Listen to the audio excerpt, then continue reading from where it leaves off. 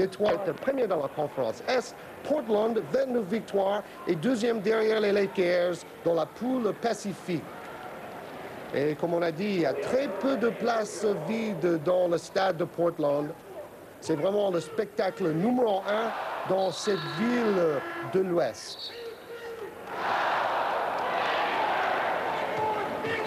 Alors, il y a plusieurs joueurs que nous connaissons bien qui ne pourront pas participer à cause des blessures. Par exemple, Robert Parrish, le grand pivot de Boston, il a mal au lombaire, donc il ne va pas jouer. Mais les 5 majeurs, vous les verrez à gauche pour Boston, McHale, Bird, Ackress, Johnson et Ainge. À droite, Kersey, Caldwell Jones, Duckworth, le costaud, Drexler et le meneur de jeu, Terry Porter. Parrish est remplacé par un joueur qui jouait en Belgique l'an passé, Marianden. C'est un de ces jeunes joueurs qui donc a commencé sa carrière en Europe et qui est revenu en professionnel. Tout à fait, Mark Ackress. Kevin McHale, lui, revenu après une blessure au pied l'année dernière. On a eu le parfait exemple d'un geste technique par Bird. Terry Porter, 3e meilleur passeur cette année chez les pros. Et encore Kevin McHale au rebond, lui avec les bras si longs. On dit que c'est plus long de la NBA d'ailleurs. Avec les bras peut-être de Manu Ball, celui qui fait 2,30 m qui joue à Washington. Alors là, Duckworth a cherché à récupérer le passage en force, mais c'est contre lui que la faute est sifflée. Larry Bird, la grande vedette, 3 fois meilleur joueur professionnel, 3 années d'affilée. L'année dernière, vous le savez sans doute, c'était Magic Johnson, le meilleur joueur de la Ligue. Et DJ, le numéro 3, Dennis Johnson, au lancer franc pour Boston en vert. Portland qui joue avec les maillots blancs.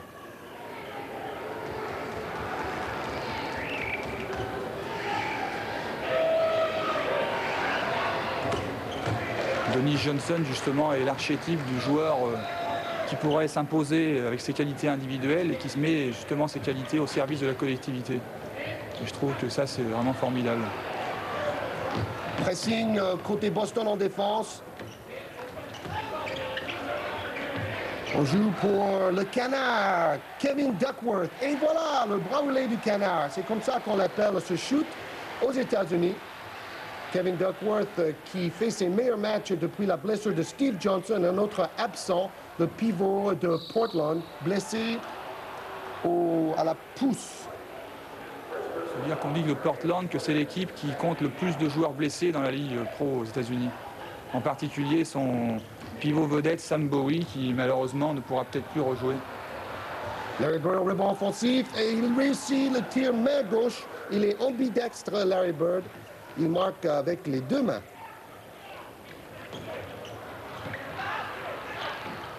Caldwell Jones, le vétéran, redonne derrière. Et superbe infiltration de Kevin Porter, le numéro 30. Un meneur de jeu qu'on découvre, mais qui est parmi les meilleurs dans toute la Ligue. Ackress à la claquette. Contre-attaque Portland. Oh là là, passe lobée pour Drexler.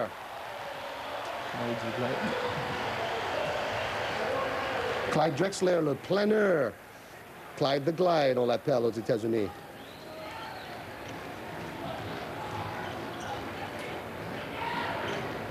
On cherche beaucoup Larry Bird dans l'attaque posée. En fait, dans ces 2 équipes, les joueurs majeurs sont surtout les ailiers. Drexler et Kiki Vandeweghe, lui qui est blessé au dos aussi, mais je crois qu'il va jouer aujourd'hui quand même. Et bien sûr, l'ailier numéro 1 pour Boston, c'est Larry Bird. Toutes les bonnes balles passent par lui.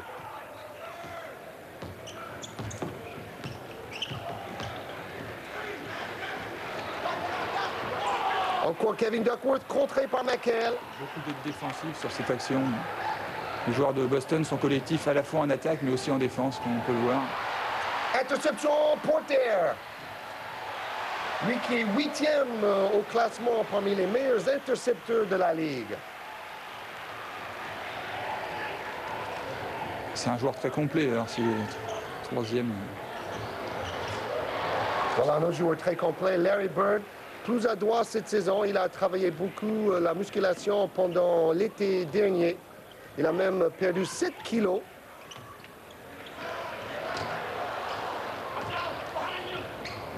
Voilà Danny Ainge, on parlait beaucoup de lui cette saison. Monsieur 3 points, c'est le record man.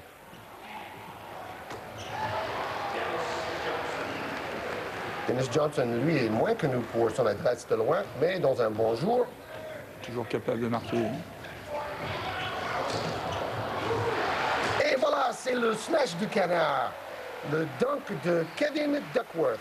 Duck en anglais, bien sûr, ça veut dire canard. Dennis Johnson a la particularité d'avoir été champion NBA à la fois avec Boston, mais aussi avec Seattle dans le passé. Ce qui prouve que c'est quand même un très très grand joueur. Et là, encore une bonne passe de Dennis Johnson pour Bird. Mais Bird a marché sur la ligne de fond. Larry Bird en grande forme ces derniers matchs. Dans les 6 derniers matchs, il tourne à 39 points de moyenne. Et cela malgré seulement 13 points marqués dans le dernier match. Et dans le dernier match, il a aussi il s'est cassé le nez contre le coude de Blair Rasmussen, le joueur de Denver. Mais il joue quand même.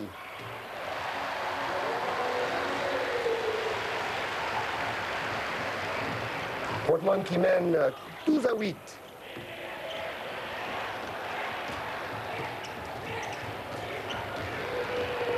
Dennis Johnson, le spécialiste des dribbles dans le panier.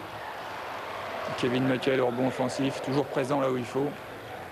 C'est lui qui a le meilleur pourcentage de réussite chez les pros, comme l'année dernière, Kevin McHale. Il était dans le premier 5 de la NBA pour l'année 87. Ainsi dans le 5 défensif d'ailleurs, ce qui est quand même remarquable. Malgré un pied cassé pendant la moitié de la saison. Hein. Fantastique, Kevin McHale. Et ce match est très important pour les deux équipes parce que Portland, évidemment, ne veut pas perdre à domicile. Mike Schuller, deuxième saison pour celui qui était l'entraîneur de l'année dernière. Il a réussi à gagner 48 matchs sur 82 avec les Trailblazers la saison passée. Il avait une tâche particulièrement difficile parce qu'il remplaçait Ramsey, qui était quand même un coach très apprécié à Portland, où il avait remporté le titre en 77, à l'époque où Walton jouait pivot pour Portland, alors que maintenant il est à Boston. Exact. Bill Walton, lui aussi, qui est blessé au pied et qui n'a pas joué encore cette saison. Ramsey, le coach, est maintenant à Indiana. Et McHale, lui, il est toujours près du panier pour marquer avec cette technique si particulière.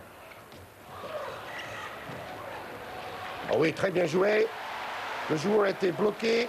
Il a passé la balle à Duckworth. Lui aussi, il a perdu 15 kilos cette saison, mais ça ne se voit pas trop quand même.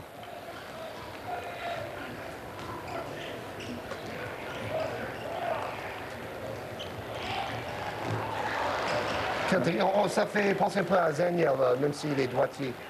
McHale. McHale commence très fort. Hein.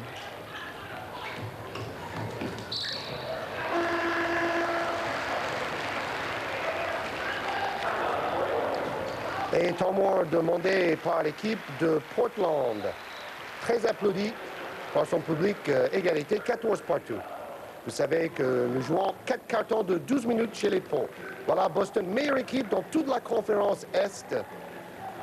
Il y a 2 poules dans chaque conférence. Boston dans le pool Atlantique.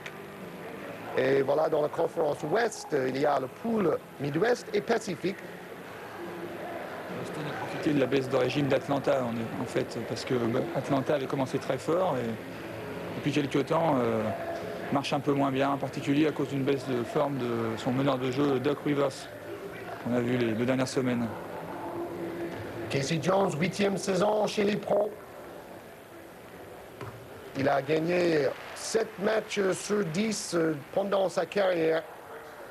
Il était à Washington avant en tant qu'entraîneur principal, il y a une quinzaine d'années.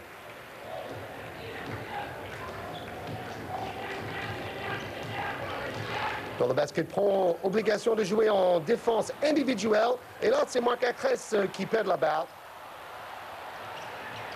Oh oui, quelle passe! Passe de Porter.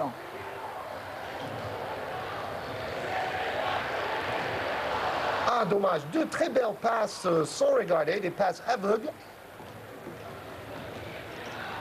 Tir 3 points de Danny Ainge, réussi, voilà. C'est le recordman. Il a marqué 93 tirs à 3 points, déjà. C'est le 94e sans doute. Tout à fait. Alors, il a battu l'ancien record détenu par Daryl Griffith, le shooter de Utah. Et il reste encore beaucoup de matchs. Jerome Kersey, lui qui participe au concours de Smash depuis 2 saisons. Alors, beaucoup d'adresses des deux côtés. Ça tombe bien, on a un joueur à droite comme invité.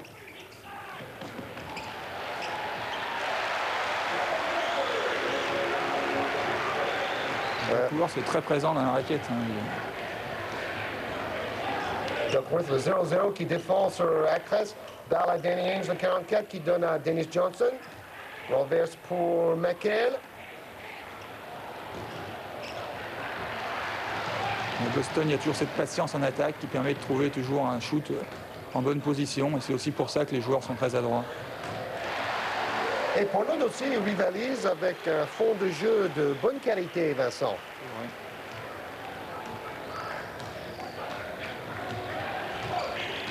Dans ce match, Boston a intérêt à peut-être ralentir le rythme et chercher des tirs comme cela de Larry Bird. Portland, par contre, espère accélérer le match.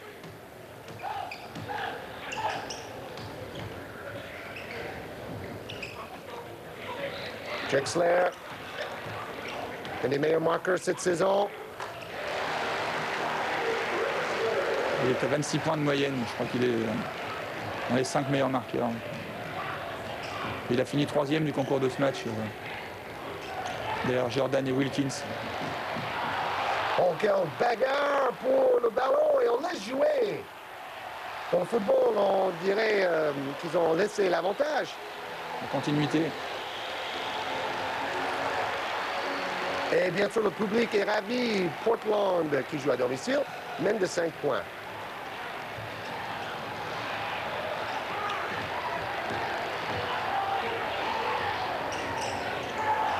Dennis Johnson qui cherchait la faute. Voilà, à 33 ans, il a beaucoup de métiers. Drexler a fait la faute. Oui, c'est un véritable chaudron, ce Memorial Coliseum à Portland.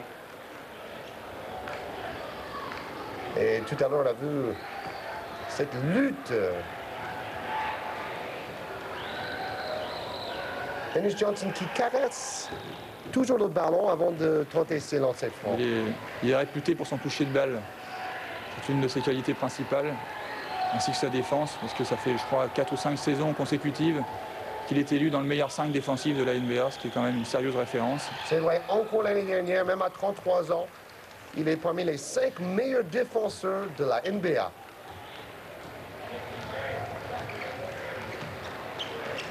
Les balles perdues, 4 pour Boston, une seule balle perdue pour Portland, qui joue très juste en début de match. Et Drexler aussi joue très juste. Clyde the Glide, un joueur très spectaculaire depuis qu'il a fait ses études à Houston.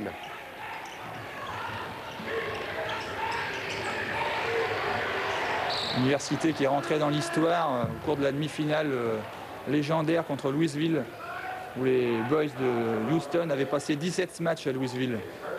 Justement, on avait montré ce match l'année dernière en invitant Gérard Bosque, un match vraiment historique au niveau universitaire. Et voilà, pour les 12 derniers matchs, c'est Kevin Duckworth qui est titulaire à la place de Steve Johnson, blessé au pouce.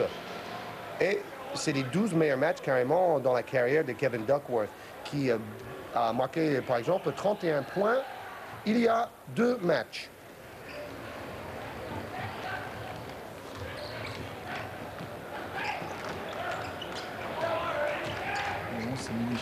Minifield.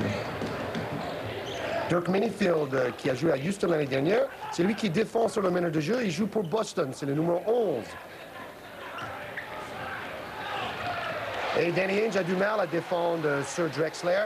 Intelligent, l'équipe de Portland qui joue souvent sur cette face-à-face, Drexler face à Danny Ainge.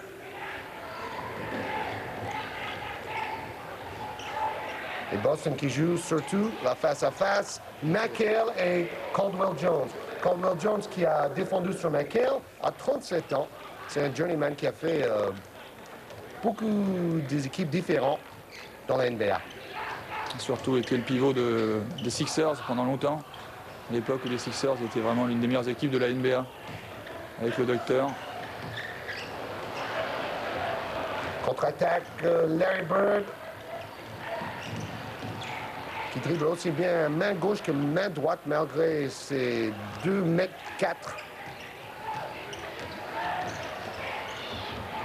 Oh là là, Danny Ainge en 2 temps, un peu trop court. Belle passe, smash, super, contre-attaque, formidable. On voit vraiment du beau basket pour les deux équipes qui attaquent avec beaucoup d'intelligence. Là, on n'a pas de possibilité de jouer vite, on calme le jeu. Les Celtics ont du mal à contenir Portland pour l'instant. Encore un panier marqué main gauche après le rebond. Danny Ainge a shooté à 3 points, la balle n'a rien touché. Il est vraiment ambidextre. Il peut tout se permettre. Peut-être Danny Ainge va demander qu'on lui accorde une passe décisive, là, je ne sais pas. En tout cas, on va accorder 2 points à Kevin Duckworth. Encore le bras relais du Canard.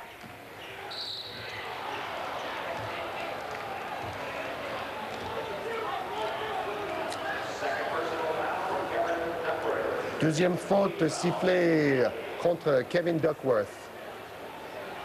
Portland mène de 6 points.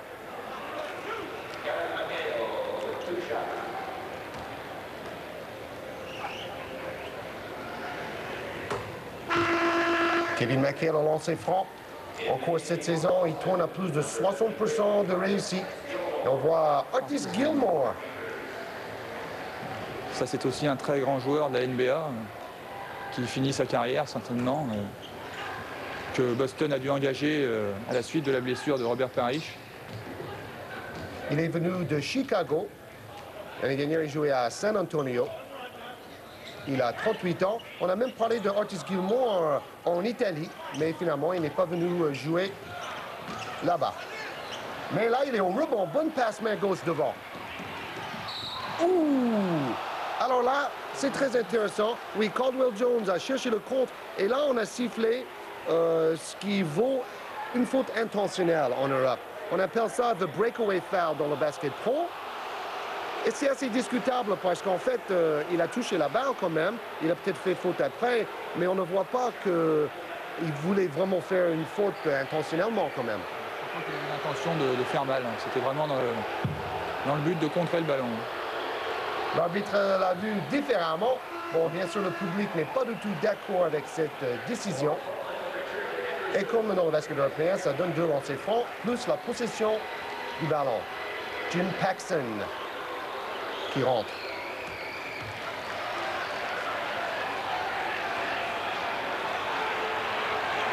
Jim Paxson qui est le meilleur marqueur de tous les temps pour l'équipe de Portland. Il a marqué plus de 10 000 points pour cette équipe. Il a toujours joué à Portland d'ailleurs. En 8 saisons de NBA, il a toujours été à Portland. Il reste 7 secondes.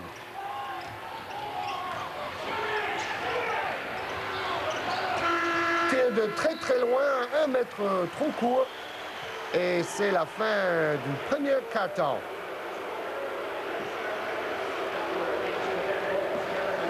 Deux points d'avance pour les Trail Blazers de Portland face aux Celtics de Boston. Bien sûr, Trail Blazers, on peut traduire ça par frayeur de chemin. Les pionniers, en fait. Les pionniers. Voilà le pourcentage de réussite phénoménal des deux équipes, 62% et 58%. Voilà ce qui fait que nous suivons un très beau match.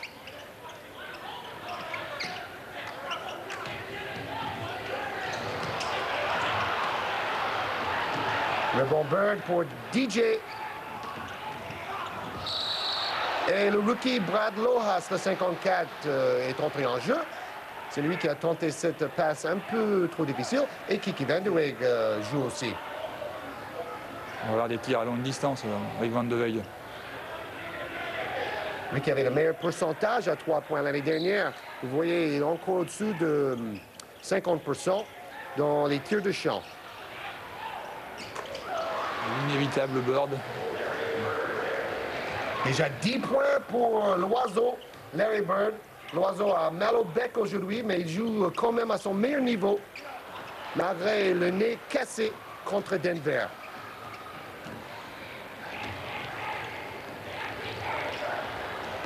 Oh là là, il commence une série.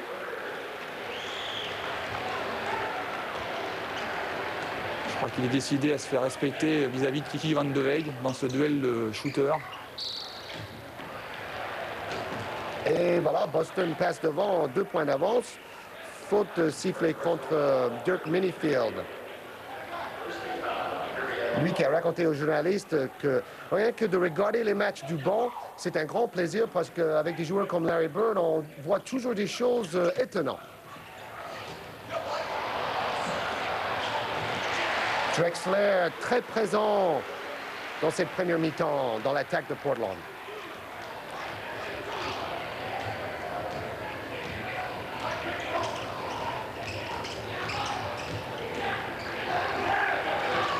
Défense en interception, on empêche la passe d'arriver.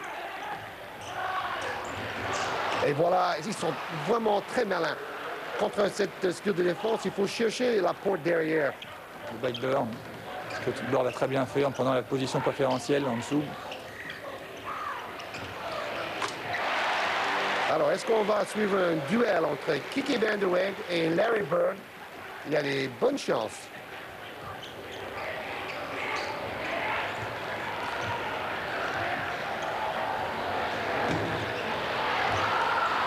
Artis Gilmore au rebond. Boston joue vraiment tout pour Larry Bird. Ils savent qu'il a la main chaude, ils en profitent.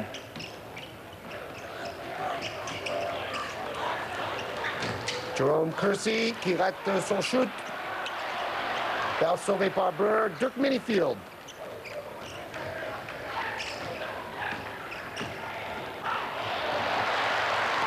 Bonne défense. Ouh, alors là, le public ne va pas être content. Ils vont vouloir encore une faute intentionnelle, mais l'arbitre n'a pas sifflé cela.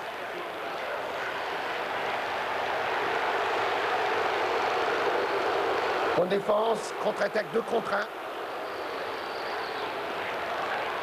1. En fait, la règle est complètement différente aux États-Unis.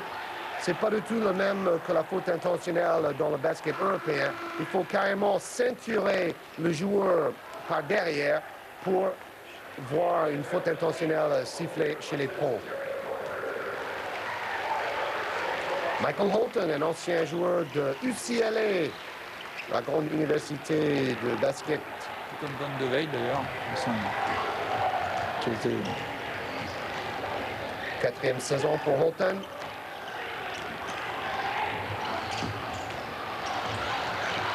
Bien battu au rebond. Oh, belle passe. Oh, contré.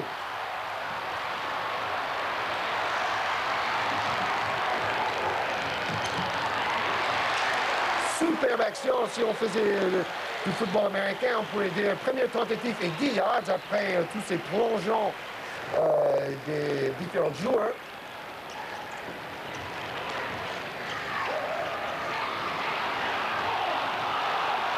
Ça n'a pas marché. La défense de Portland nettement plus agressive. Encore la pub.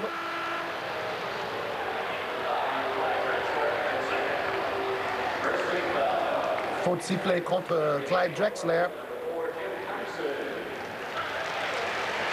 Schuler, on l'a dit, meilleur entraîneur élu par ses pairs l'année dernière. Encore cette saison.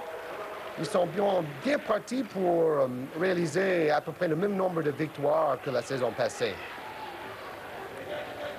Boston a quelques problèmes en attaque, mais je crois que c'est aussi dû au fait que l'absence de joueurs comme Parrish, Schichting handicape fortement leur potentiel offensif. Et l'attaque repose beaucoup sur des joueurs comme Bird et Johnson. À force, Portland, forcément, resserre sa défense sur ces deux joueurs. Sichting d'ailleurs qui sera échangé 2 jours après ce match pour le joueur de Portland, Jim Paxson. Vous savez que c'est un match qui avait lieu il y a une semaine. Alors là, c'est quand même un info intéressant. Sichting blessé pendant un bon moment. Et voilà, Jim Paxson, lui, qui jouera à partir de maintenant pour les Celtics de Boston. Alors lui aussi, il cherche à battre le niveau de 10 000 points pour l'équipe de Portland. C'est le meilleur marqueur dans l'histoire du club. Et en marquant 3 points ce soir, il peut battre ce niveau de 10 000 points dans sa carrière.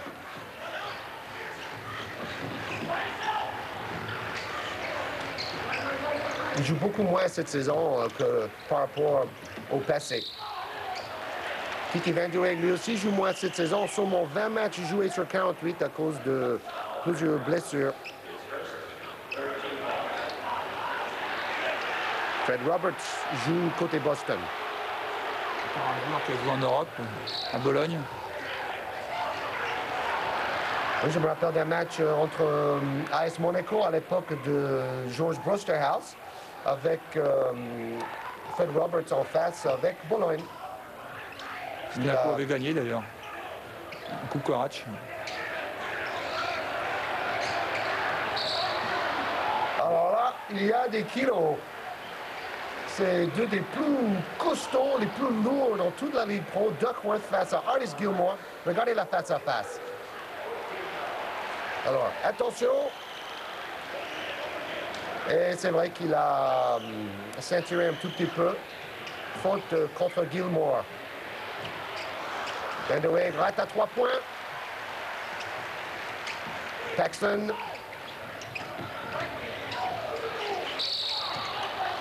Et bien force. Ouais, je crois que c'est normal. Le défenseur était placé avant, donc c'est logique que l'arbitre l'ait sanctionné.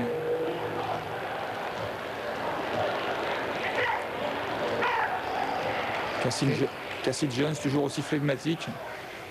Il appelait Dirk Minifield pour un système en attaque. Roberts, un rebond offensif. C'est intéressant de découvrir ces jeunes joueurs comme Roberts et Brad Lohaus côté Boston et Mark Ackress aussi, dans l'absence de Chef Parrish. Lohaus, justement, qui vient de contrer, il y avait une faute auparavant, je pense. Le public aurait aimé qu'on siffle panier accordé, mais les arbitres n'ont pas décidé ainsi. Artis Gilmore, qui a déjà joué 17 saisons chez les pros, il a quitté l'université de Jacksonville. Kiki Vandeweghe dans ses petits souliers à cause de son mal au lombaire. Mais il arrive quand même à marquer quelques paniers précieux.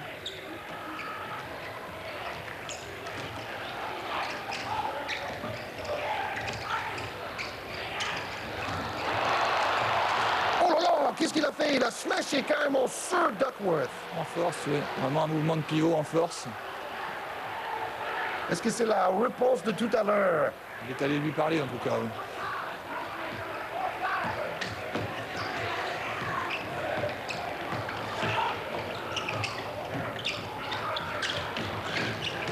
Attention à la réponse. Oh là là, super cette face-à-face entre les deux gros costauds, Gilmore et le canard, Kevin Duckworth.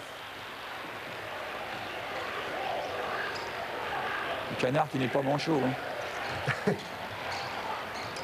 Il a marqué 12 points déjà, Duckworth.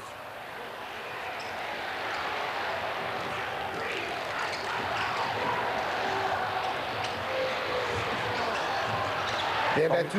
Formidable cette action. Lorsqu'il a vu qu'il allait avoir du mal à conclure, il a lancé le ballon contre le panier pour pouvoir mieux le récupérer. Les pros américains le font souvent, ça d'ailleurs.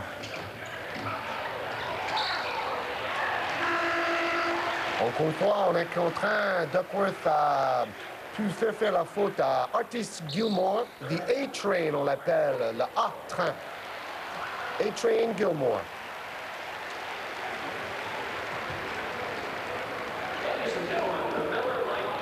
Et voilà, c'est pas le bébé TGV, c'est le grand TGV.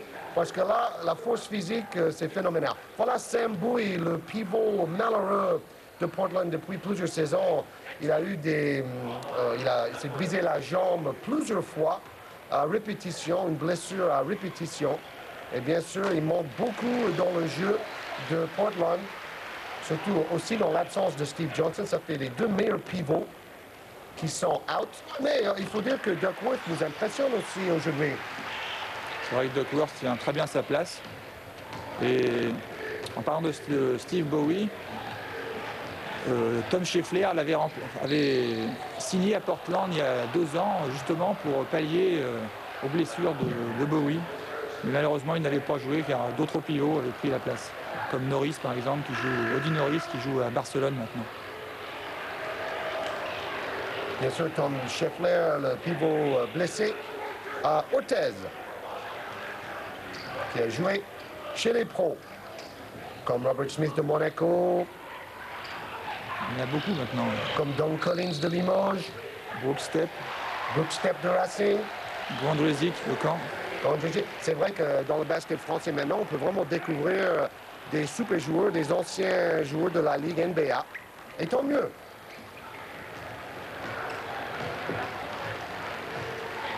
Boston qui domine en rebond, 18 rebonds à 9. Boston mène dans cette statistique. Mais Van de Weg, toujours très adroit. Il y a une pureté dans le geste exceptionnelle. C'est vraiment un shoot d'école qu'on pourrait faire voir à tous les jeunes qui veulent prendre un bon shoot.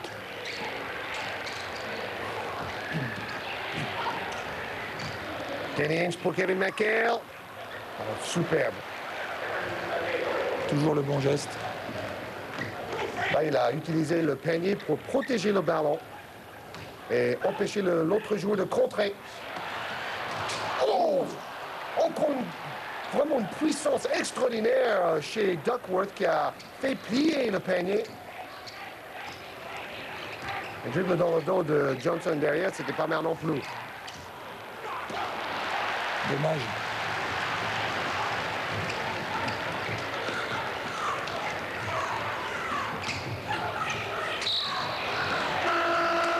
En fait, pour une petite anecdote, vous savez, avec ces paniers réflexes, aux États-Unis, il faut mettre 130 kilos de pression pour faire plier le panier. Alors, tout à l'heure, on a vu Duckworth, rien qu'en fouettant le poignet pour chercher la claquette, il a fait plier le panier. Ça, c'est quand même très fort.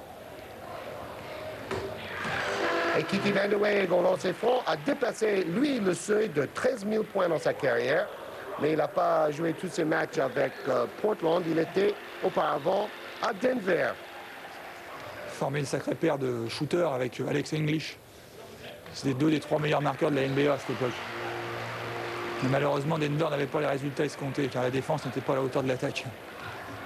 D'ailleurs, Denver qui a battu Boston dans le match précédent, celui-ci. Quelle passe. Et Jerome Kersey avec le bandage sur la cuisse, frustré d'avoir raté un panier aussi facile après 2 superbes passes.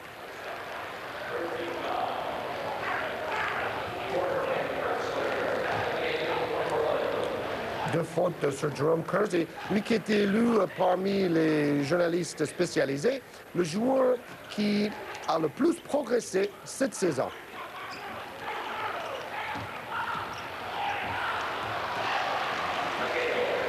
Lorsque McHale reçoit la balle à l'intérieur, il n'y a pas grand-chose à faire. Il trouve toujours la solution pour conclure. Alors cette fois, le bracelet du canard n'a pas marché. Et on relance DJ Dennis Johnson. Alors voilà la seule façon d'arrêter Kevin McHale quand il a la balle sous le panier.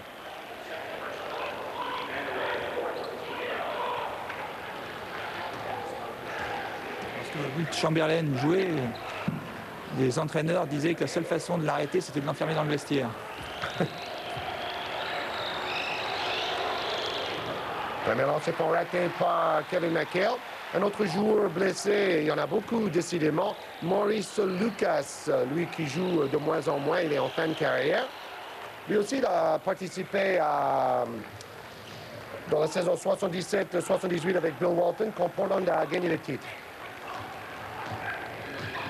L'équipe de Boston a déjà pris 8 rebonds offensifs dans la première mi-temps. Ça fait beaucoup.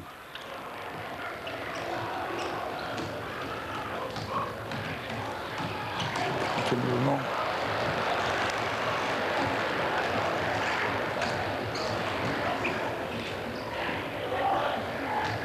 Alors, Kevin McHale a marqué les 6 derniers paniers. Va-t-on rechercher à nouveau? Oui, c'est vrai, on renverse pour McHale. C'est Bird, le contré.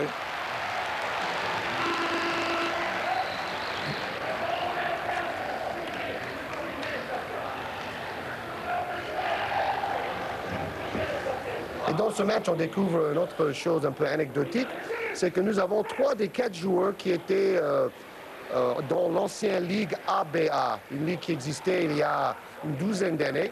Alors, il y a Caldwell Jones qui a joué dans cette ligue ancienne. Il y a Artis Gilmore aussi qui a joué dans cette ligue ancienne. Bon, c'est un peu normal comme ces 2 joueurs qui ont 37 ans ou 38 ans. Kevin McHale a déjà marqué 15 points. Dennis Johnson, 12 points pour Boston. Voilà un des anciens du ABA. Maurice Lucas, lui aussi, a joué dans la ABA. Et le 4e, est-ce que vous le connaissez, Vincent? Non, je ne vois pas. Gilmore, Maurice Lucas et Caldwell Jones. Le 4e, je te le donne, c'est Moses Malone. Moses Malone qui joue à Washington maintenant. Il a commencé sa carrière dans cette ancienne ligue. Bon, c'est une question difficile quand même. Hein. Surtout qu'on suit le basket pro que depuis 4 ans à Canal+, et c'est quelque chose qui avait lieu il y a 12 ans. Je savais pour Gilmore, qui a joué au Kentucky Colonels, c'est ça, non? Gilmore, il a joué au Kentucky Colonels. Exact. Gilmore avec les Kentucky Colonels. Il a beaucoup de problèmes avec ses droits. Vous voyez qu'il a quelques droits tordus carrément. Ça ne me gêne pas trop. Hein. Il ne jouera peut-être pas au piano après sa carrière de basketteur. Qui a d'ailleurs ouvert un restaurant tout dans les couleurs des Celtics de Boston. Mais il a ouvert un restaurant à French Lick, Indiana, dans son pays natal. À terre haute.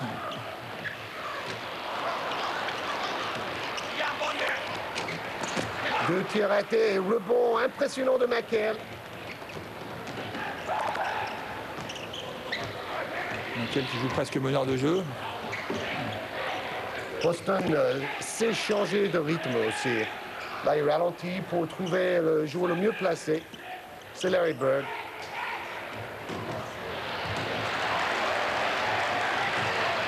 Et Portland a intérêt à accélérer le jeu. Pour le moment, c'est un rythme plutôt à la Boston. Quelle interception. Il est partout, Kevin McHale.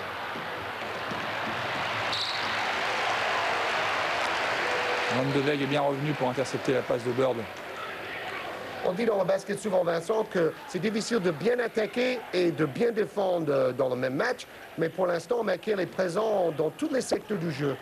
Ouais, mais il faisait aussi partie d'ailleurs du meilleur 5 défensif l'an passé. C'est pour cette raison d'ailleurs, on peut le voir aujourd'hui.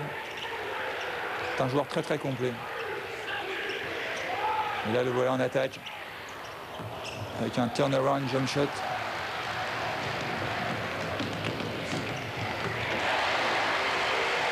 Kiki Van de Weg, qui adore ce genre de tir en courant, un peu comme Dali Pajic ou Kikanovic et joueur yougoslave. Starcevic. Starcevic, oui.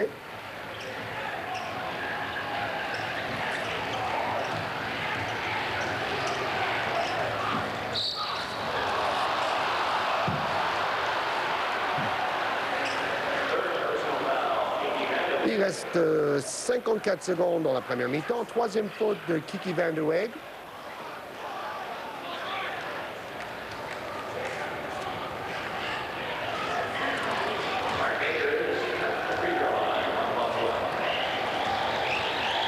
Et c'est vrai que dans le deuxième quart-temps, l'équipe de Portland a moins marqué par rapport au premier quart-temps. Donc ils n'ont pas vraiment réussi à hausser le ton. Le pauvre Cress a bien des difficultés avec ses lancers francs. Hein. C'est au moins le troisième qu'il loupe consécutivement.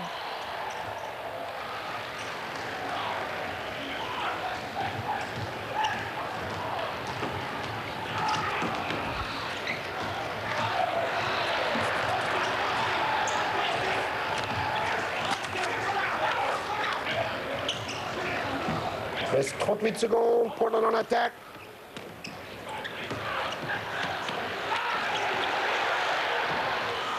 Plus que 2 secondes pour shooter. Drexler réussit ce panier. Vous savez qu'il faut shooter avant que 24 secondes se soient écoulées dans le basketball. C'est 30 secondes dans le basket européen. Boston va sûrement garder la balle pour trouver un shoot à la fin de ce quart-temps, pour ne pas permettre à Portland de marquer ensuite. Il reste 3 secondes pour shooter. Oh là là, encore une fois.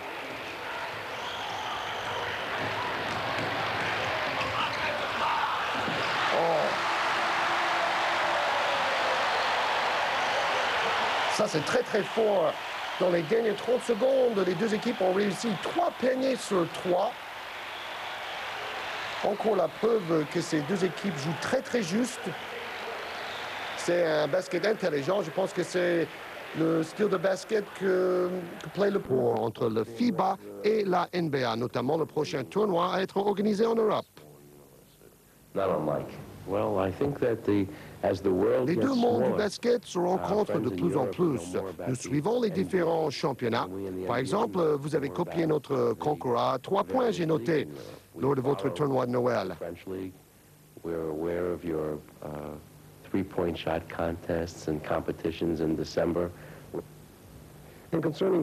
Et concernant le basketball français, vous étiez étonné d'apprendre qu'une équipe française a battu le leader du championnat transalpin. Oui, lors d'une visite en Italie, j'ai appris que le Racing Club de France Paris avait battu Varese. En fait, le basketball français progresse de plus en plus.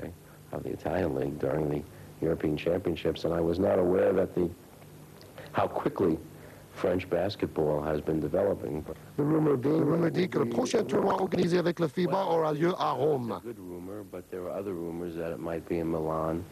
Cette rumeur est valable, mais on considère aussi les candidatures de Milan et de Madrid. La décision finale sera annoncée à Gand, en Belgique, lors de la finale des Coupes des clubs champions en avril. Peut-on espérer voir un jour un match d'exhibition NBA en France? Pas avant la saison 89-90. On a eu des discussions avec des organisateurs en Angleterre et en France, mais pour le moment, on veut se concentrer sur le tournoi organisé avec le FIBA. Chaque chose dans son temps.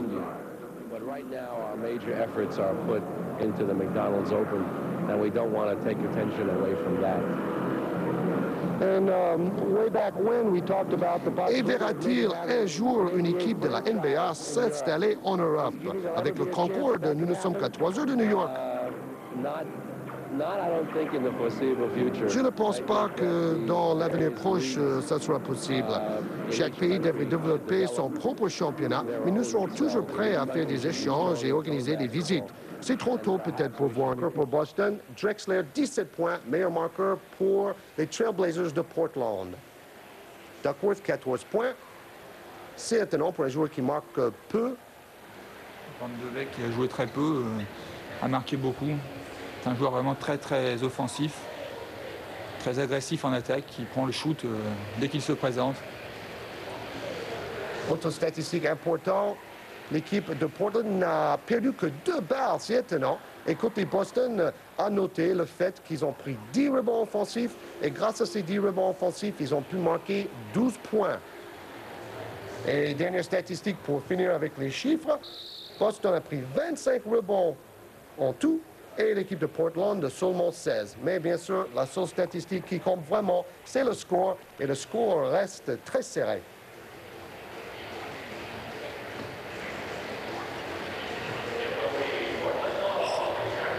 Mike Schuller, un coach qui est plutôt un coach de la défense, style Bobby Knight. Il pense que le basket commence avec la défense, comme d'ailleurs l'entraîneur national Jean Gall. Comme beaucoup de coachs d'ailleurs.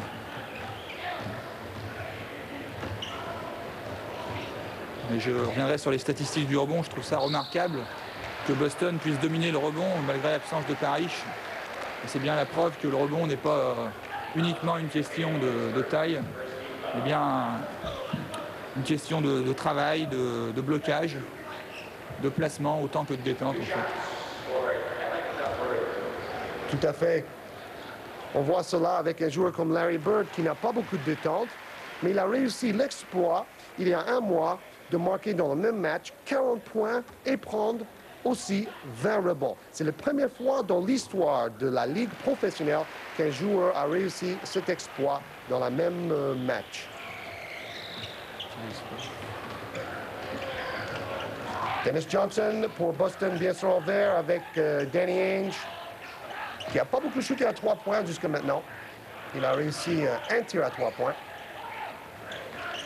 Ah, et voilà, il tente un autre tir à 3 points. Ça tombait bien, mais c'est raté. Par contre, Mark Akers, comme on dit aux États-Unis, l'ancien joueur de Marienden, je l'ai vu jouer l'année dernière.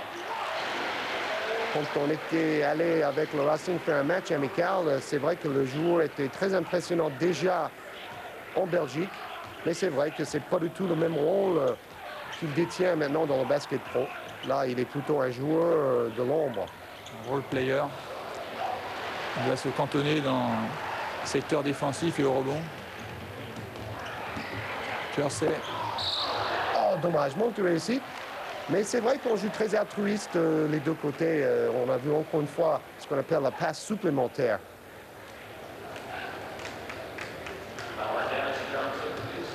Voilà la passe supplémentaire. Quel exemple. Alors pourquoi on l'appelle comme ça, c'est que le joueur qui avait la balle, il aurait pu aller lui au panier, mais il a vu l'autre joueur mieux démarqué et il a choisi de jouer l'altruisme.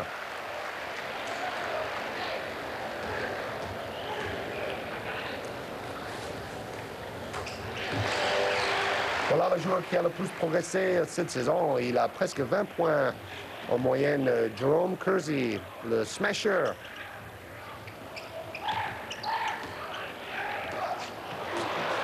Encore un backdoor pour Larry Bird. Toujours placé en embuscade et prêt à saisir sur la moindre occasion. Et là, on a vu deux joueurs qui se connaissent bien, qui jouent ensemble depuis 6 ans. Avec le regard, ils ont pu trouver le trou de souris dans la défense de Portland. Le bras roulé du canard. Ça va rentrer dans les murs, je pense. Kevin Duckworth, qui depuis 12 matchs qu'il est titulaire, tourne à plus de 20 points en moyenne. Impressionnant. Pour un joueur qui n'était pas vraiment très coté. C'est sa deuxième saison professionnelle. L'année dernière, il a joué beaucoup moins. Manque de réussite pour Bird.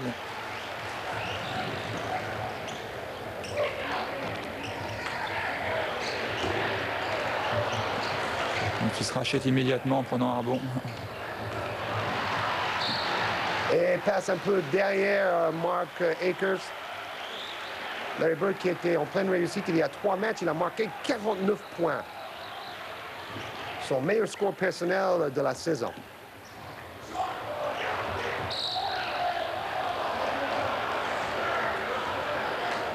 Marc Acresse doit quand même trouver du changement entre la Ligue belge et la NBA. C'est vrai, lui qui fait 2,10 m, c'était lui le tour de contrôle qui dominait ses adversaires des têtes et des épaules. Alors là, il se retrouve plutôt pas assez grand. Le métronome Makel, que rien ne semble pouvoir perturber.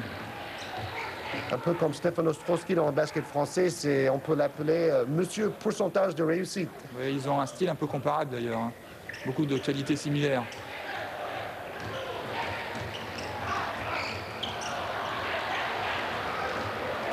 Dennis Johnson. Dennis Johnson qui était plutôt un deuxième arrière en début de carrière. Ici, il est converti maintenant à la place du meneur de jeu, un peu comme Vincent Collet. Encore Michael. Michael a beaucoup de mouvements intérieurs avec des feintes multiples pour toujours trouver la bonne position.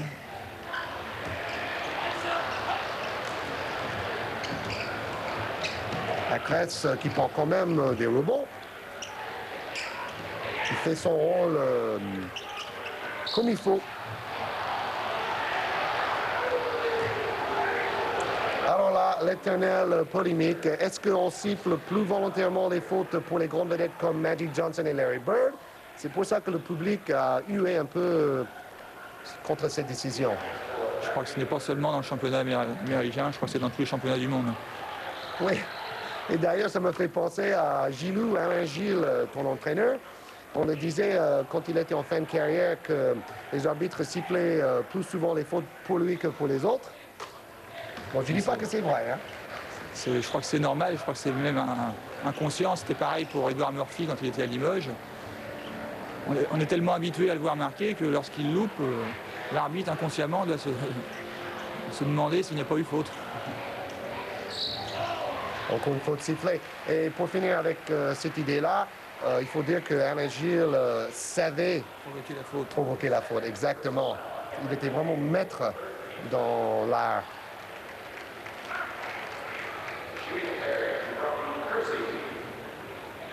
Jerome Kersey avec cette bandage impressionnante sur la cuisse gauche.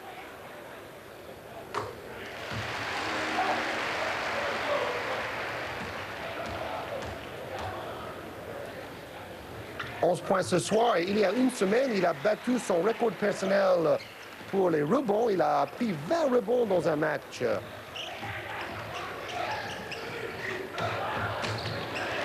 Voilà, le métronome, c'est bien nommé, Vincent, hein, pour Michael. Michael est fantastique. Et Boston, c'est étonnant, il pratique une sorte de pressing tout-terrain. Le plus extraordinaire avec Michael, c'est qu'il y a encore seulement 3 saisons, il n'était que 6e homme. Le meilleur 6e homme, mais que 6e homme. Manque de réussite encore côté Portland. Danny Ainge à l'aile gauche. Et Larry Bird à 3 points, c'est réussi. Entre Danny Ainge et Larry Bird, ils ont réussi cette saison 136 peignes à 3 points. Évidemment, ils sont loin devant les autres équipes. En fait, Danny Ainge, à lui seul, a marqué plus de paniers à 3 points que 20 équipes chez les pros. C'est phénoménal. Ça, vu la distance de la ligne, beaucoup d'équipes professionnelles ne tirent à 3 points que lors des fins de match, en fait. Oui, mais ça aide nous un peu. Et il faut noter aussi que la ligne est moins loin quand on est à l'aile. C'est pas comme en Europe où la ligne a la même distance partout sur le terrain.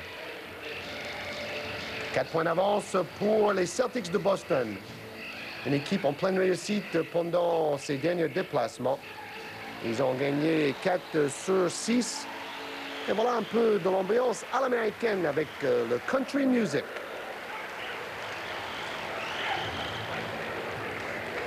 Un style qui convient bien à l'Oregon.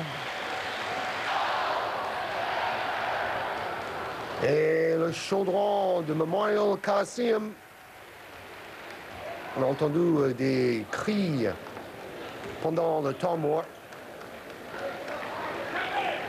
La seule chose qui manque dans cette grande salle, c'est les Lakers Girls, c'est-à-dire les cheerleaders. Elles manquent dans toutes les salles.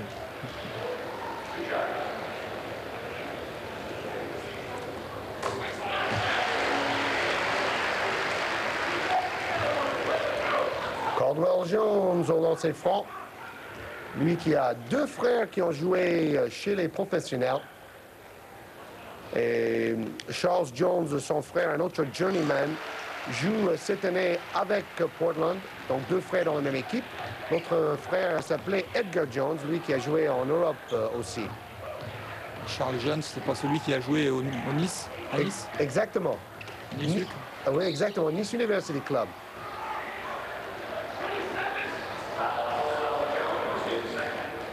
Deuxième faute, justement, sifflé contre Caldwell Jones, un des meilleurs contreurs dans l'histoire du basket pro.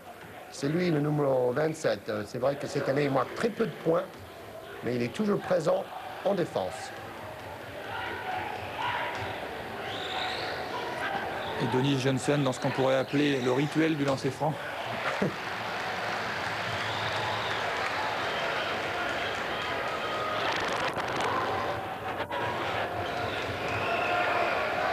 C'est toujours pareil. C'est un joueur vraiment, voilà, et qui a marqué, il est très constant parce qu'il a marqué plus de 10 points 35 fois cette saison. Pourtant, ce n'est pas vraiment un marqueur de points. Intéressant, le joueur a jeté la balle vers le panier en espérant que l'arbitre allait lui accorder 2 lancers francs. C'est à cause de la règle de la continuité qui... 3 fautes contre notre ami Mark Akers. Ça doit être quand même un rêve pour ce joueur de passer de la ligue en Belgique, qui est une bonne ligue de basketball, mais quand même maintenant jouer chez une équipe qui était 15 fois champion de basket pro. Et en fait, mon ami Greg Kite a été évincé de l'effectif, donc c'est pour cela on découvre ces nouveaux pivots jeunes.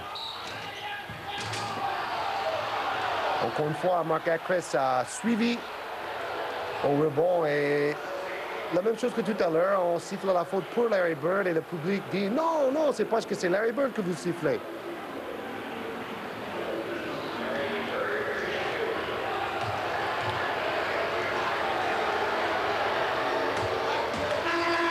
C'est Dennis Rodman, le joueur de Detroit, qui avait le premier parlé de ce phénomène, de ce problème sur Larry Bird.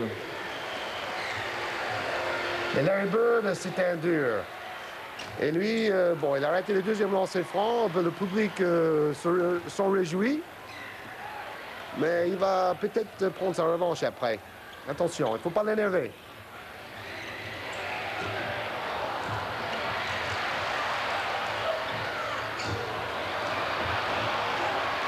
On joue en haute altitude. On a vu la main 1 mètre au-dessus du panier. Super passe! La 13 court bien, malgré sa taille.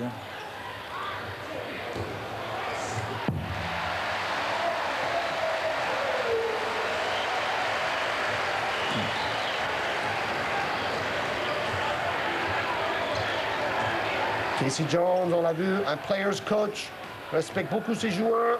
Match toujours très serré, super passe. Là, il a complètement infiltré dans la défense et après, il a évité les bras du dernier défenseur. J'espère qu'on le reverra au ralenti.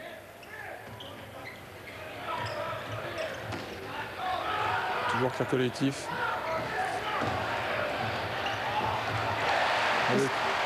Le canard, encore lui. Il nous étonne beaucoup dans ce match. Encore plus étonnant, c'est que son équipe cherche à jouer avec lui en première option. Une preuve de confiance. Alors là, quand même, l'arbitre a entendu le public, il va siffler la passage en force contre Larry Bird. Le public est satisfait d'ailleurs, et le montre. Comme quoi, le public peut jouer les 6e hommes dans toutes les rencontres de basket. C'est très important, un public derrière une équipe. Alors, 3e angle. Bon, là, ça c'est plutôt la passe de tout à l'heure. Dirk Minifield est revenu dans le match pour Boston. Et quelle passe.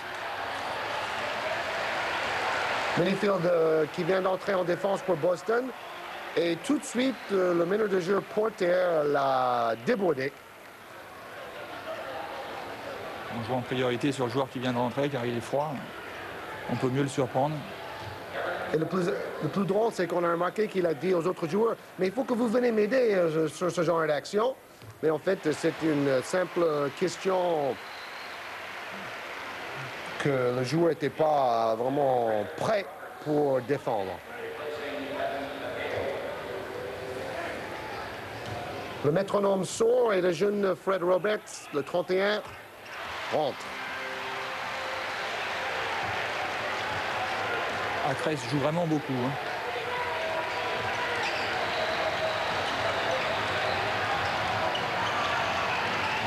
Très très bon match que nous suivons aujourd'hui.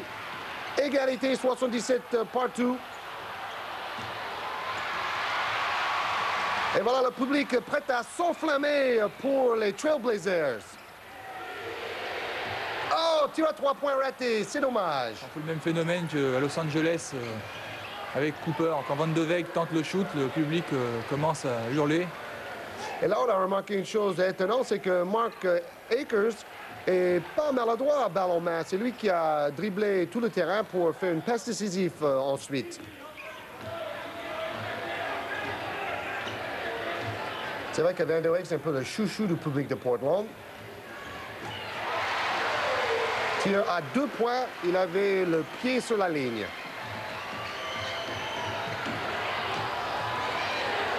Le changement de rythme de Danny Ainge. Voilà, il s'est ralenti au niveau de la ligne des lancers francs prolongés pour accélérer ensuite. Oh, il manque de chance quand même sur plusieurs tirs. Moins de réussite. Boston qui temporise toujours le jeu. Il dégaine vite aujourd'hui, Larry Bird. Son entraîneur, Casey Jones, l'avait demandé avant le match de prendre plus de risques en attaque vu l'absence de Robert Parrish. Alors là, il peut s'en féliciter de ses conseils parce que Larry Bird apporte un maximum à l'attaque.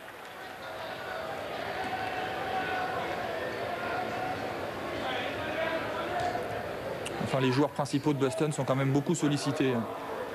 Et comme la saison est très longue, ça peut avoir une importance lors des playoffs. Comme l'an passé d'ailleurs, où les Celtics avaient eu du mal à finir la saison. Oui, justement, on a parlé longuement de ce problème d'effectif l'année dernière. Et là, on voit beaucoup de jeunes joueurs qui jouent de plus en plus. Et encore une fois, Casey Jones cherche des solutions au niveau de ses remplaçants. Impressionnant la concentration de Porter avant de lancer franc.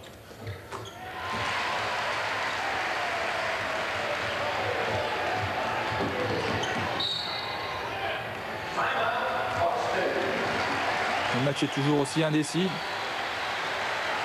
81 partout, nous sommes en troisième quart-temps.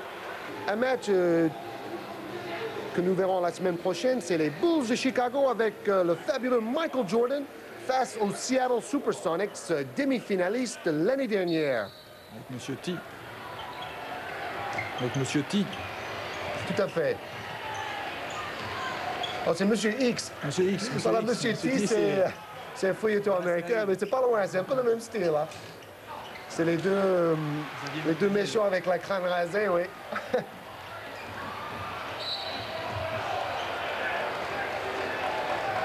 Et voilà, on contre-attaque Kiki Van de Beek. Alors là, c'est pas la meilleure chose pour quelqu'un qui a mal au dos quand même, hein, de se trouver allongé par terre comme ça.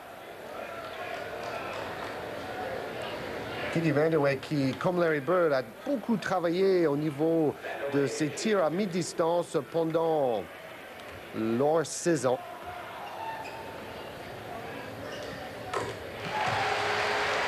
Et pour toi, Vincent, il a un peu le geste parfait de shooter. Encore une fois, oui, vraiment le geste est proche de la perfection. Le coude parfaitement dans l'axe, le fouetté très fluide. Je crois qu'on peut vraiment le conseiller à tous les jeunes qui regardent ce match. On peut ajouter aussi que la balle n'est pas devant ses yeux. Comme ça, il voit le panier quand il shoot. C'est exact.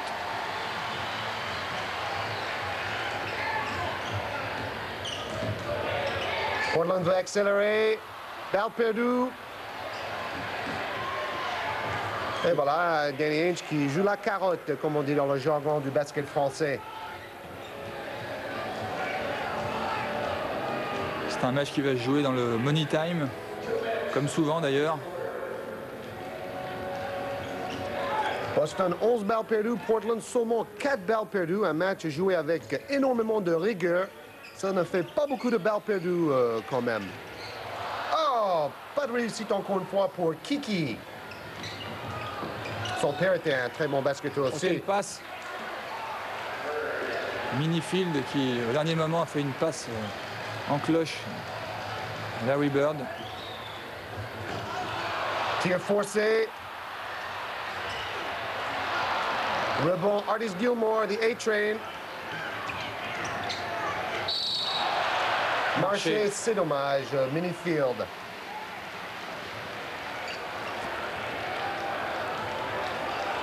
Minifield qui était une grande vedette à l'université pour Kentucky, justement avec Sam Bowie, on l'a vu précédemment. C'est un meneur de jeu très réputé au niveau universitaire. Oui, Kentucky qui est d'ailleurs encore cette année une des meilleures équipes universitaires. Déjà 4 fois champion par le passé.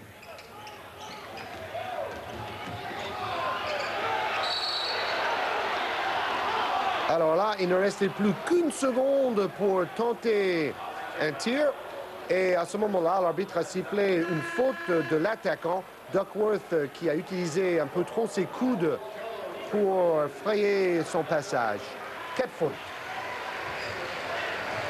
Alors au niveau stratégique, ce qui était vraiment étonnant, c'est que c'est plutôt Portland qui a envie d'accélérer. Et pendant les dernières 5 minutes, c'est Boston qui a marqué la plupart de ses points en contre-attaque. On passait beaucoup de contres, profitant justement des erreurs de Portland. Et bien sûr, c'est à ce moment-là que Portland tente une contre-attaque. Tir raté quand même. Et souvent, les contre-attaques de Boston sont quand même mieux construites, plus collectives. On a tendance à jouer un peu seul du côté de Portland depuis un moment. Et Boston prend l'avantage. Et c'est des contre-attaques aussi qui peuvent se terminer avec des tirs de loin côté Boston. On cherche le dernier tir dans les 8 dernières secondes. Quelle bataille! Une seconde! Oh, pas loin, ce tir à 3 points de Dirk Minifield. Alors voilà, nous avons pu suivre 3 cartons de beau basket. Boston mène de 4 petits points. Voilà les meilleurs marqueurs cette saison dans la NBA. Michael Jordan, 33 points. Vous le verrez la semaine prochaine sur Canal+. Vous voyez Drexler est le 7e meilleur marqueur avec 26,3. Ce classement a un peu évolué. Larry Bird aussi était très bien placé parmi les meilleurs marqueurs. Je crois que Larry Bird, lors des 3 dernières saisons, a toujours marqué plus de 2000 points par saison. C'est quand même considérable. Et cette année, il a la meilleure moyenne de sa carrière, plus de 29 points.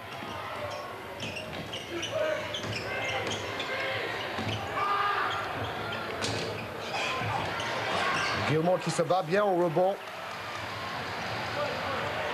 Caldwell Jones qui a reçu un coup.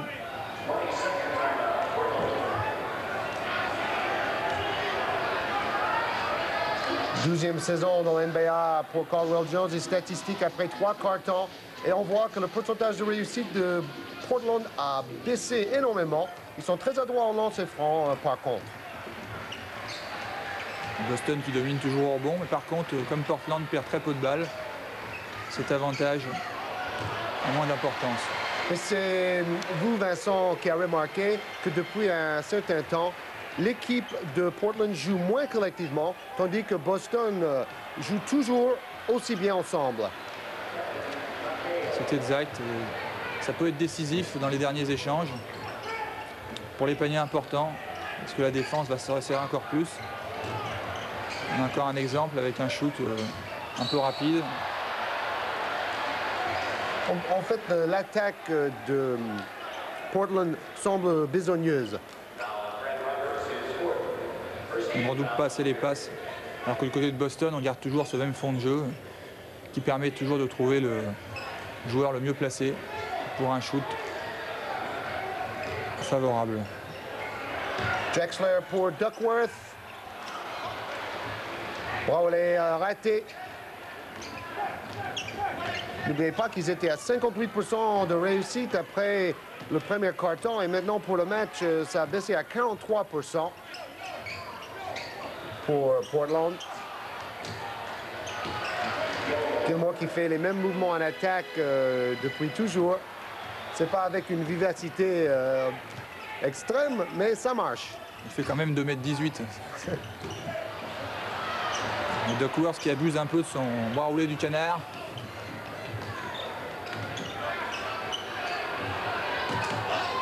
Tir raté de Roberts, rebond Duckworth. Le public a peur, on a l'impression quand même. Hein. Et voilà, le panier rentre, mais le tir était un peu trop court, le petit bras, on pourrait dire. Le public a envie de s'enflammer, mais ils ont peur quand même, on le sent.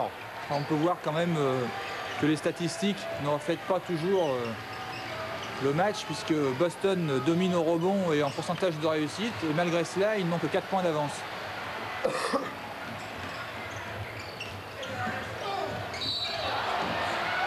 Et là, on peut aller plus loin dans l'analyse. La raison, c'est que Boston a perdu beaucoup plus souvent la balle que Portland. C'est là aussi, il faut tout peser quand on fait une analyse des statistiques. Et aussi plusieurs interceptions des Trail Blazers.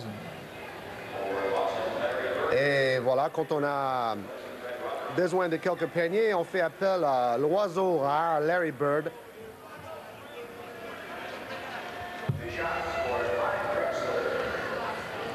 Une autre statistique pour Larry Bird, c'est le seul joueur dans l'histoire des Celtics de Boston à réussir pour une saison entière l'année dernière 50% de réussite dans ses tirs de champ et plus de 90% de réussite dans ses lancers francs.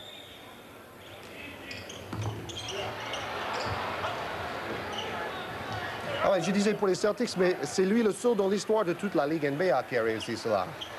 C'est encore plus impressionnant. Il commence à avoir beaucoup de records d'ailleurs. Larry Bird, encore une fois, lui qui dit qu'il va arrêter de jouer à 33 ans. Son numéro, c'est le 33. Alors, j'espère qu'il ne va pas arrêter de jouer parce qu'on adore suivre ce joueur si technique. Lui qui défend sur Van de Weg. C'est difficile. Encore une fois, on ne travaille pas assez patiemment. Des actions trop individuelles qui sont un peu vouées à l'échec.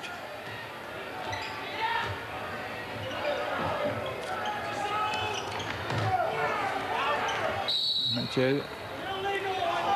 Défense illégale. Sifflé par l'arbitre, vous savez qu'il faut défendre en défense individuelle. C'est une règle. D'accord, parce qu'il considère que son joueur n'est venu doubler sur Michael que lorsque celui-ci avait reçu le ballon. Enfin, ça doit être très tendancieux. On va chercher Bird. Oh là là, ça c'est pas loin d'une faute intentionnelle non plus, ça. C'est très bien joué. Bird au dernier moment, alors qu'il allait shooter, a vu Gilmore seul dessous et lui a adressé la passe décisive. C'est encore un exemple de sa clairvoyance. Mike Schuller, qui est un entraîneur de la défense, il doit être quand même assez déçu des dernières attaques réussies par Boston contre son équipe. Un jeu assez académique en demi-terrain.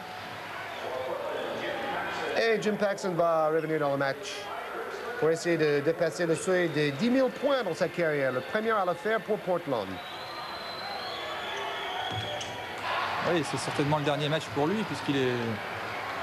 Il va devenir Celtic après, exactement.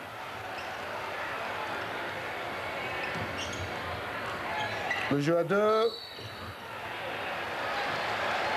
Et là, c'est le contraire de tout à l'heure, c'est Gilmore qui prendra la faute en défense. 4 fautes pour Artis. Lui qui a joué pendant longtemps à Chicago avant d'aller à San Antonio.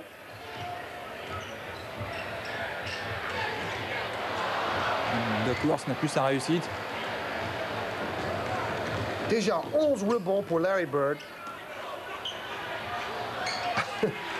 Ça Ça a l'air facile, hein. Il avait la bonne position préférentielle dans la raquette. Là, Boston semble prendre l'ascendant sur Portland. Il va falloir réagir maintenant. Ce qui explique le temps mort de Mike Schuller.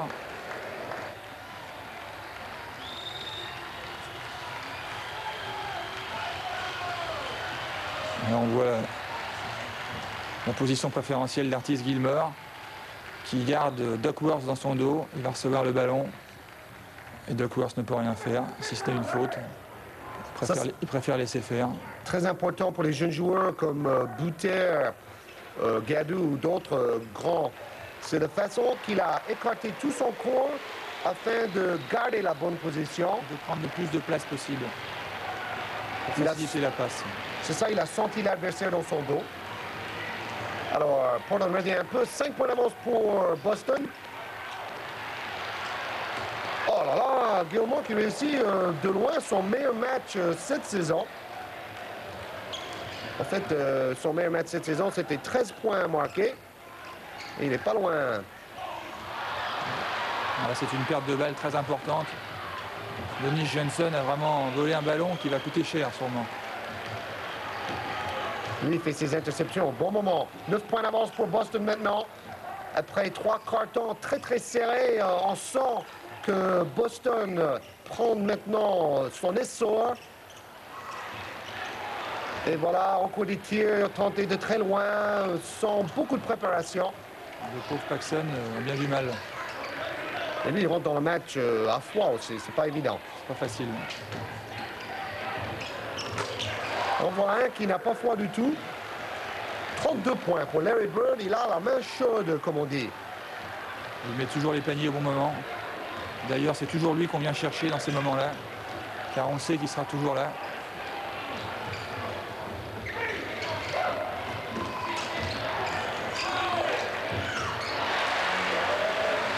Alors Duckworth qui a écarté avec son bras un peu le défenseur, mais on n'a rien sifflé. On a besoin de marquer des points côté Portland.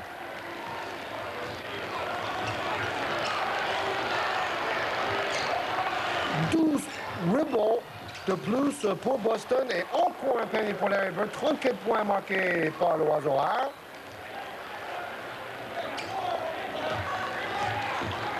Mark Akers a pris 8 rebonds dans le match, donc il a placé Robert Parrish le pied levé dans ce compartiment du jeu. Et Paxson qui n'est plus qu'à 1 point du record.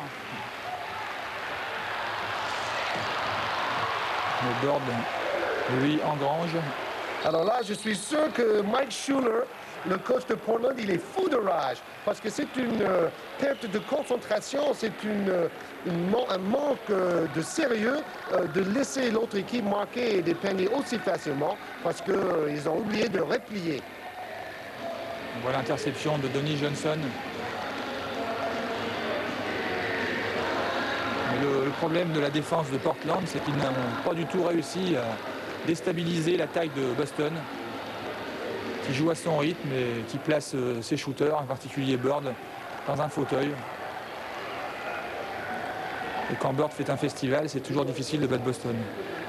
Oui, et on voit que Boston, c'est une équipe très forte. Ils peuvent se permettre de se passer de Robert Parrish, leur pivot titulaire.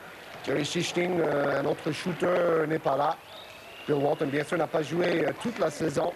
Et on fait jouer des jeunes, on découvre des nouveaux talents. On a quand même l'explication principale de l'écart. Boston qui a fait un très bon pourcentage en deuxième mi-temps, alors que Portland s'est effondré. Tout à fait. Moins de 30%. Et tout simplement, on a joué avec la tête chez les Celtics.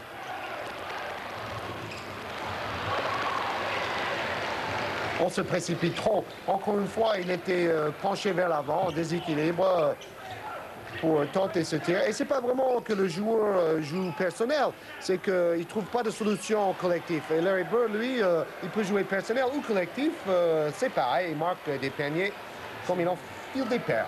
C'est le même résultat.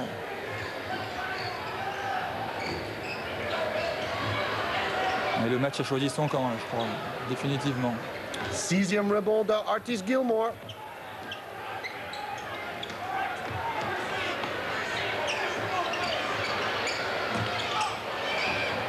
a quand même pas marqué à chaque fois. Enfin. 5 tirs sur 6 réussis au 4e carton pour Larry Bird qui intercepte la balle après.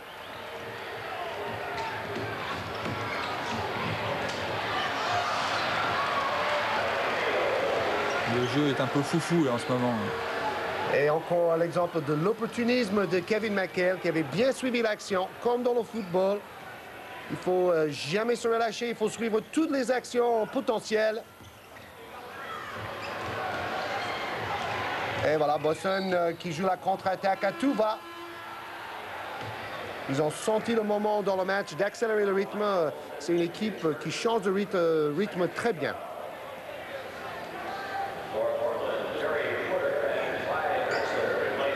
Drexler qui revient. Alors voilà, les derniers déplacements de Boston ont été très positifs pour cette équipe parce qu'on sait que c'est très difficile de gagner à l'extérieur. Encore 2 passes altruistes et clairvoyantes. D'abord le porte derrière pour Bird et après le petit passe à l'appel de Bird pour Gilmore. 5e faute contre Kevin Duckworth.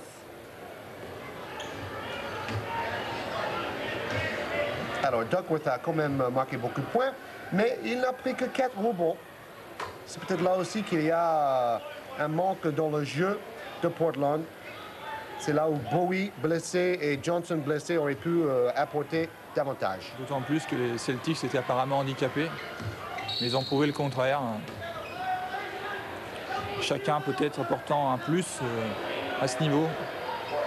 Et n'est-ce pas un peu l'impression que ce match donne, c'est que l'équipe de Portland était psychologiquement impressionnée par l'or des Celtics. C'est peut-être un peu la même chose avec Villeurbanne dans le championnat français. Villeurbanne qui a gagné 15 titres, je crois. Oui, ou peut-être la même chose avec Limoges maintenant, puisque Limoges, cette année, fait un très beau parcours. Mais je crois que c'est quand même encore plus vrai avec une équipe comme les Celtics qui vraiment représente beaucoup dans le basket professionnel. Voilà la claquette. Alors quand tout va mal, tout va mal. Van de Weyck qui marque contre son camp. C'est assez rare dans le basketball, mais on vient de le voir. Le panier a été donné à Danny Ainge parce que c'était lui le plus près du joueur. Dans le basket européen, on donne ce genre de panier au capitaine de l'équipe.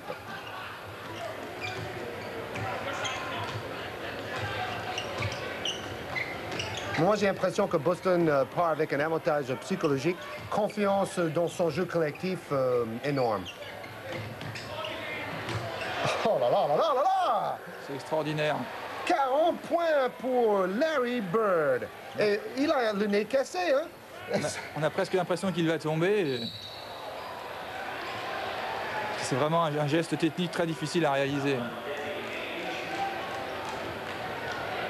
40 points pour Larry Bird. Et dernière anecdote sur lui, il a dit qu'il faisait la musculation cet été dans l'État d'Indiana afin de pouvoir se permettre de boire de la bière pendant qu'il jouait au golf. Parce que dans les années passées, il gagnait souvent 10 à 15 kilos parce que, bon, il n'était pas très sérieux, il buvait trop de bière pendant qu'il jouait au golf. Tandis que cette année, avec la musculation, il a trouvé la solution. Et il est plus tonique, on a l'impression qu'il est un peu plus aminci. Et en tout cas, ça lui réussit.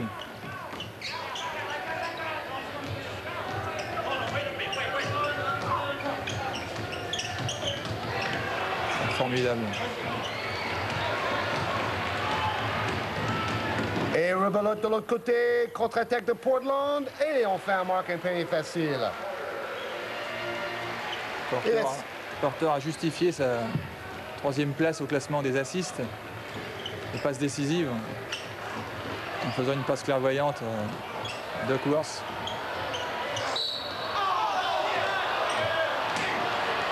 Alors là, on a l'impression que Dennis Johnson s'est fait mal à la main. Et ça, c'est très grave pour l'équipe de Boston parce qu'on sait que leur effectif n'est pas très riche.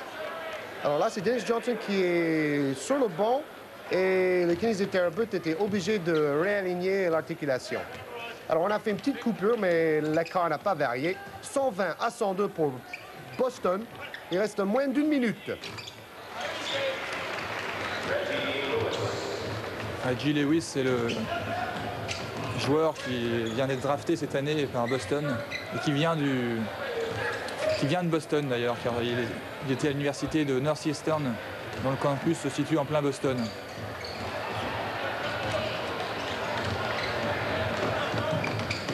On fait jouer les jeunes dans le mop-up time, c'est-à-dire l'équipe de nettoyage est arrivée pour finir le match.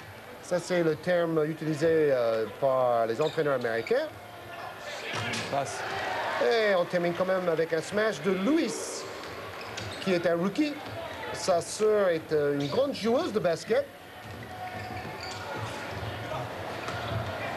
Et Duckworth ajoute encore 2 points à son compte personnel. Il va égaliser son meilleur score de la saison, mais son équipe va perdre. Il aurait peut-être dû se concentrer davantage sur le jeu au rebond.